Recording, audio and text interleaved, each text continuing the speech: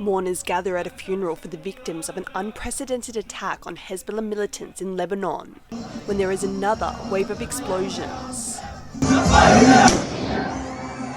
Like the first attack, there were similar simultaneous blasts across southern Lebanon, this time coming from the handheld radio devices or walkie-talkies used by Hezbollah militants to communicate with each other.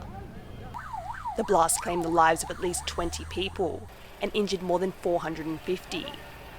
State news agencies reported that some home intercoms and solar power systems also detonated at the same time. It's caused mass panic in Lebanon, with people fearing there could be more blasts. ما توقعت اللي صار اليوم، يعني اليوم رجعنا فهمت كيف انه كمان رجعت عم تنعاد الكرة، كان عندنا شوية أجهزة، نحن بنعرف انه هذه الأجهزة فهمت كيف انه 100% ممكن ما يكون مالها شيء، بس كمان على صحة السلامة شلناها من هالمحل لأنه عطلنا هم.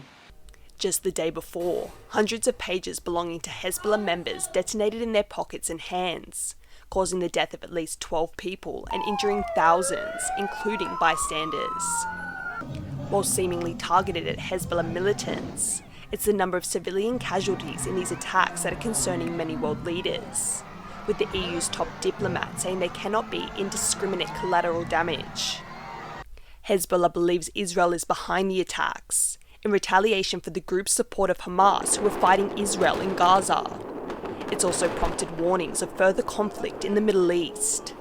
This event confirms that there is a serious risk of a dramatic escalation in Lebanon, and everything must be done to avoid that escalation.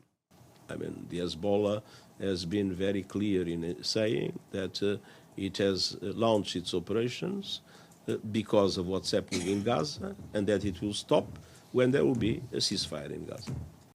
The US says it remains involved in intensive diplomatic efforts to prevent such an escalation. That includes attempting to secure a Gaza ceasefire deal to reduce tensions.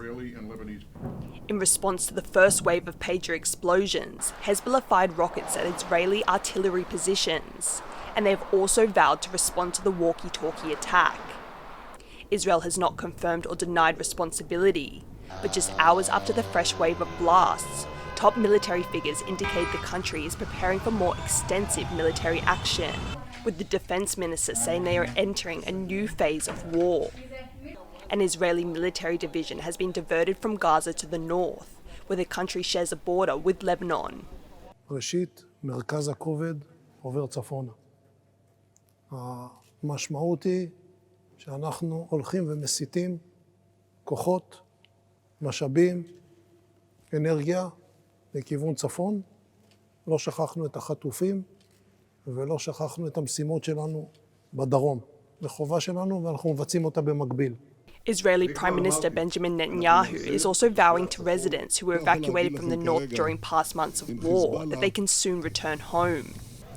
But such a homecoming could hinge on Hezbollah's response to these two deadly hardware attacks, as concern rises that the Middle East is on a cliff edge of all-out war. James Lin and Rosie Grenenger for TaiwanPlus.